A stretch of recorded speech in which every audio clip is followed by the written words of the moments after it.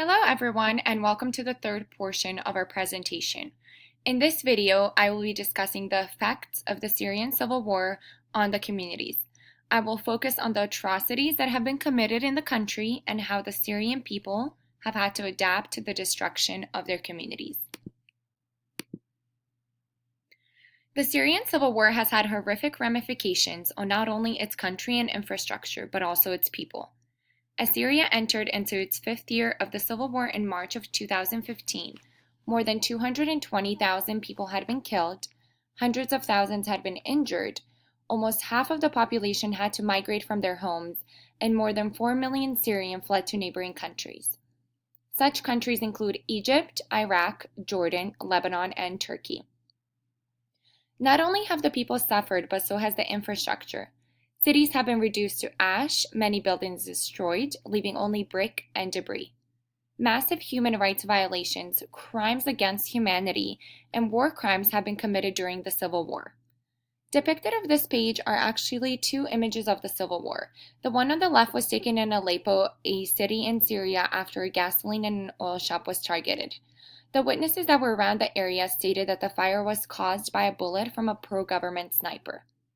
The image on the right is easier to look at for many of us as it is an image of Syrian refugees crossing the border to Turkey, where they possibly will be given a better opportunity. Anti-government protests by Syrians were met with brutal repression by Bashar al-Assad's forces. Police, military, intelligence units, and Shabaab militia were all utilized to suppress the protests. While Bashar al-Assad wanted to eliminate the protests that were occurring, his methods had the opposite desired effect. As a result of the brutal methods used against protesters, the people saw the expansion of protests across the country. These peaceful protests transformed into an uprising once the regime responded with violence, eventually leading to opposition groups attempting to overthrow the regime.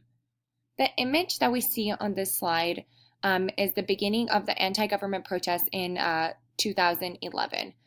There was thousands of protests held in the cities such as Damascus and Aleppo, demanding democratic reforms. Once the world became aware of what was going on in Syria, it seemed far too late, for the regime had already begun to use heavy artillery, airstrikes, and shellings to besiege or bomb buildings and communities. One of the most common places to bomb has been social gathering places. This includes, but is not limited to, mosques, schools, and hospitals. The inhumane actions did not stop there, as the wounded were prevented from getting medical assistance and town populations were deprived of basic services. Medical staff that was caught providing medical aid to the opponents in the hospitals were detained, arrested, tortured, and killed. As a result of the bombings, thousands of civilians died. From 2012 until 2015, about 12,000 people were killed due to barrel bomb attacks by government forces. The image that we see here is an example of how bad the infrastructure has been destroyed. We can see that the buildings have been reduced to brick and basically dust. Some of the war crimes being committed in Syria included the following: mass arrests, torture, extrajudicial killings, rape, forcible displacement, abductions, disappearances, destruction of property, and inhumane treatment.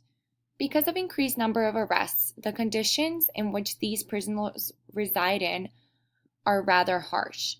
Many assert that the prisons are dirty and unsanitary, providing a lack of food, bedding, and room to sleep. Harsh punishments are being given for things that one would normally not find so extreme. For instance, after 15 children painted anti-government graffiti on the walls in the city of Dara in March of 2011, they were excessively tortured while being detained by the regime's security forces. The picture that you see here on this slide actually shows the graffiti that the children were tortured for. The message that they spray painted was, quote, "The people want to topple the regime," unquote. Many claim that this was the act that sparked the Civil War, as thousands have echoed these exact words. In my opinion, what they didn't warrant for such extreme punishments. I definitely don't believe that they should have been tortured for that. Um, the boys were eventually released due to thousands of people demanding the forces to do so, but it seemed that that was only a start of a bloody conflict. By July of 2015, more than 422,000 people were living in communities besieged by either government or armed opposition groups. More than 4.6 million people have to continue to live in such dangerous areas. In some of these areas, civilians have had to resort to eating leaves and weeds, and many have died of hunger. They have been confined to the areas, and the entry of people, food, and goods have been prohibited for long periods. It is because of this that there's a lack of resources for civilians. The violence that is occurring, as well as the forces in the conflict, prohibit humanitarian access to those in need. The image on this page is one of many that depicts what is left of the neighborhoods in Syria. As we can see here in this image, the children are walking through the rubble, holding boxes of biscuits near the damaged buildings in Aleppo. This image is just a few months old. It is from March of 2016, and that was several years after the conflict had initially started. Out of all the neighboring countries, Turkey hosts more Syrian refugees than any country worldwide. Approximately 2.5 million refugees are located in Turkey. Lebanon is the second country with most refugees, amounting to approximately 1.1 million Syrians.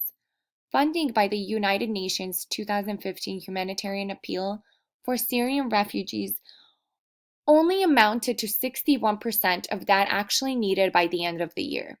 This means that refugees in Lebanon, for instance, receive only $21.60 per person per month. Broken down, this is about 70 cents a day for food assistance. This amount falls extremely below the United Nations poverty line of $1.90. The Amnesty International states that 86% of the Syrian refugees living in Jordan are actually living below the poverty line. The bottom picture of this slide shows a group of Syrian refugees crossing the fields in order to cross the border to Turkey. For my civilian story, I decided to choose a family living in America, as we would be able to see firsthand how their life is different from that of others. It has been months since the family has arrived in Las Vegas, and neighbors are still questioning whether they should be here at all.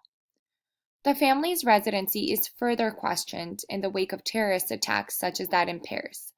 While living in the city of Homs, Syria, the Alinas family pictured here had no choice but to leave after the rebels came to the neighborhoods and started attacking them with planes and bombing the local schools. Gunfights in the streets and the heavy shelling by the government forces were a daily reoccurrence. Safira, a mother of 5 children, which is pictured here, says that at some point the residents stopped talking to each other as they felt it was hopeless. She claims that before the war, life in Syria was heaven on earth. Syria was safe and secure, and it was home. The interaction between the two Muslim sects in Syria was civil and normal before the war. It was the war that separated them as they stopped greeting each other, talking to one another, and engaging at all.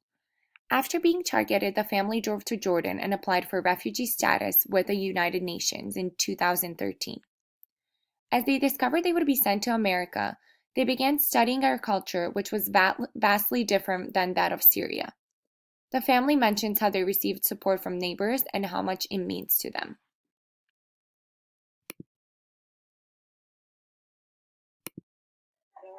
This family has known war. They've been here since spring. The mother, Safira Alnius, speaking to me through a translator. I ask her, should Americans fear Syrians? I don't think anybody flee war and flee fear of death to come to this country will do something to harm people. More than 24 states, including Nevada, now want a halt to Syrian refugees after news one of the Paris attackers had a Syrian passport. According to Catholic Charities, only 9 Syrian refugees are here. You're looking at 6 of them. 6-year-old Ritaj already fitting in. I have a lot of friends. I have a lot of friends, she says. In a corner of a crowded apartment, Vicki McDaniel is a new family friend. They want this to be their home. They feel safe here. Their English is growing. Some things need little translation. I asked 6-year-old Ali what he likes. America. America, he says. Family friend Carol Thompson. I mean, we're all refugees. We're all from somewhere else. And this family is here, grateful this country has opened its arms. After watching this video, I find it really shocking that this family makes up 7 of the 9 total refugees, Syrian refugees that are residing here in Nevada. I'm glad that our state has decided to take refugees. However, I still feel that there's so much that we can do to help these individuals. While there will always be those that are opposed to refugees, it's refreshing to see that this family was accepted by our community and that they have neighbors that are willing to help them with whatever they need. Armed groups involved in the Syrian conflict recruit many children in as combatants. These groups encourage the boys to fight through false educational opportunities and time spent in the mosques. The boys normally act as snipers, participate in suicide bombing missions, and carry ammunition to and from the front lines. Some of the children join voluntarily after losing all of their loved ones. The video that I'm going to show in the next slide tells a story of a 12-year-old boy who became a skilled sniper after the death of his family. He is proud to be a sniper and claims that, quote, "There is nothing to it. I feel fine," unquote.